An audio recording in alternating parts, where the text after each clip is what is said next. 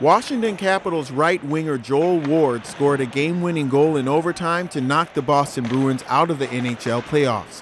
Ward, who happens to be a black man, was a victim of a series of racist tweets sent out by some angry Boston Bruins fans after the goal. I sat down with Washington Capitals owner Ted Leonsis to get his views on the situation. You came out on your blog and made a statement and said in no uncertain terms that you are opposed to the way that the fans reacted to him. Tell me about that experience. Well, when you own a team, you get very close to the players in the organization, and teams really bond. They're like a family. And we had this great joy of winning a game, and really a heroic play in overtime. Joel Ward scored the game winner. And it was an uplifting moment for our franchise. And then some people exhibited their ignorance, but through what I call keyboard courage. And they just launched into the web racial hatred. And I was stunned and appalled. First, because Joel is a great person, and the team, he helped the team achieve its goal. And instead of us being focused on that higher calling of a team accomplishment, we had to deal with the basic human launching of hatred out on the internet. And what was equally stunning to me was people didn't do it anonymously. There's hate that gets spewed anonymously. I get some of it. I get emails. I read all of my own emails, and you'll get hate emails, but they're from anonymous names on Hotmail. When you tweet and you have your name and your picture, so you're identified with hatred, with bigotry, it blew my mind. Not only that these people would want to be associated with these words, but that they had no connection to what this would do to their lives.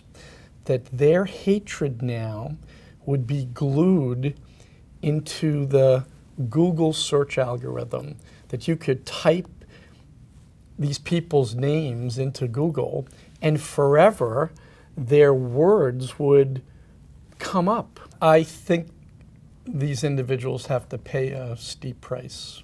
I think that that when you show your basis instinct and you go onto the web and show hatred and bigotry, that being called out publicly and being punished is appropriate.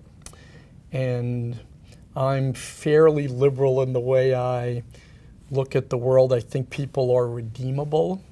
I think there's great second acts, but I really think there's a price that needed to be paid.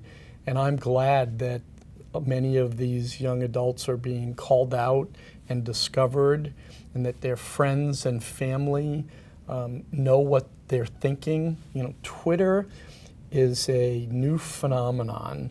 It allows you to have a stream of consciousness with people, and you articulate sometimes your innermost thoughts and feelings.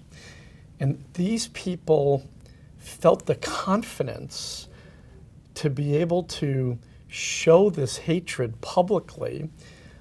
I really think it should be a scarlet letter. Mm-hmm. I had no qualms about calling for that, because what they did was reprehensible.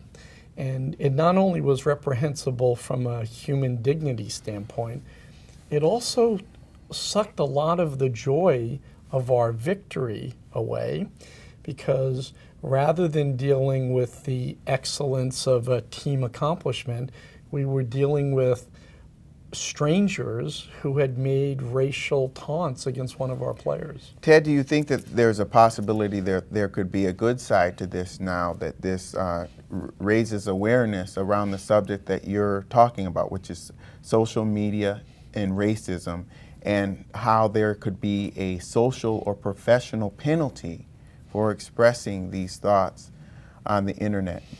Yeah, I think that if you put stupid pictures up on Facebook and you apply for a job, the HR directors are going to Facebook, and if you say or look stupid, you won't get the job.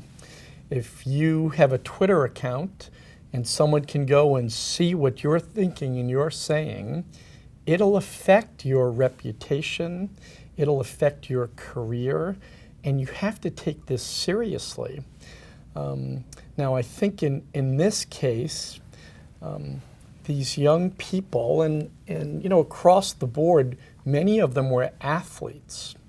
That, to me, was horrible, because sports, for the most part, are about teams and the chemistry within a team and the brotherhood and sisterhood that gets created.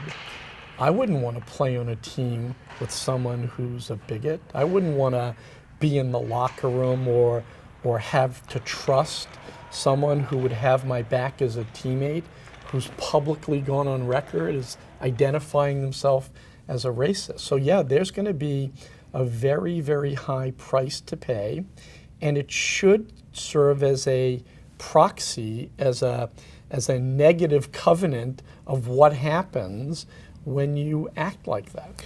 I had an opportunity to speak with Joel Ward today, and he was very candid in saying that it makes a special difference when people that are not people of color stand up and make a statement. The NHL issued a series of statements on this. They called the comments ignorant and unacceptable, and said the people responsible for these comments have no place associating themselves with our game. The Bruins also weighed in. They said, quote, "These classless, ignorant views are in no way a reflection of anyone associated with the Bruins organization." When these things happen, did anyone reach out to you and say, we're going to make this an issue? No, in fact, that we want to address? I'm not handled very well, and I do my own blog and I read my own email, and I just blogged as soon as I saw it. You did. And you said you have zero tolerance for this kind of hate mongering. Yeah, and I do. And I think that's one the way I was raised. I was raised in Brooklyn, New York, in a very multicultural neighborhood. I mean, that's just how I was raised. And as a businessman, racism isn't good business.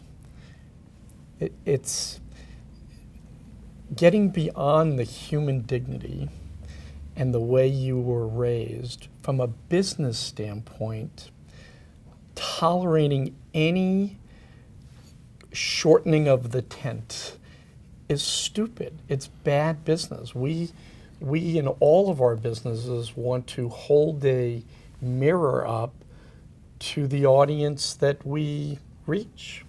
And we look at America, and it's Latino, it's African American, it's Indian, my father's a Greek immigrant, and so just from the left brain, right brain, the left brain emotional DNA, this is wrong, and then from the right brain, this is stupid and bad business. We want to love and embrace as many people as we can. And so for me, it was just organic, my response. And it was double organic because Joel's a part of our team. We believe in him. And he loves the city. This is such a great environment for him, Washington, D.C.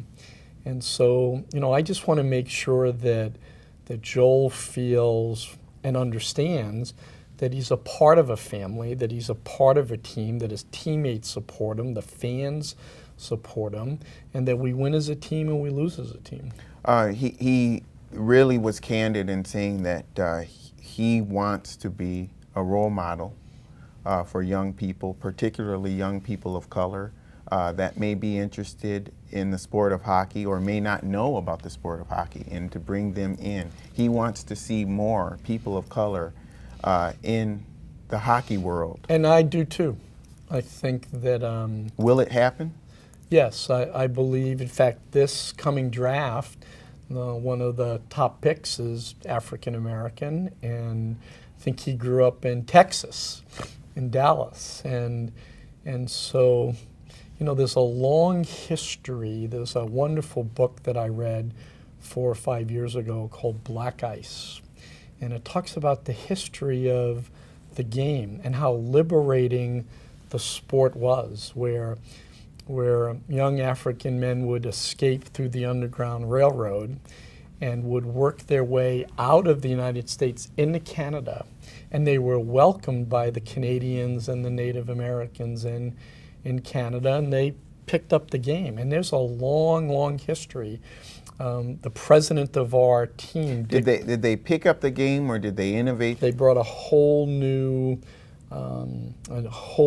athleticism and view of what the game could be. As I said, the slap shot was purportedly invented by an African American player.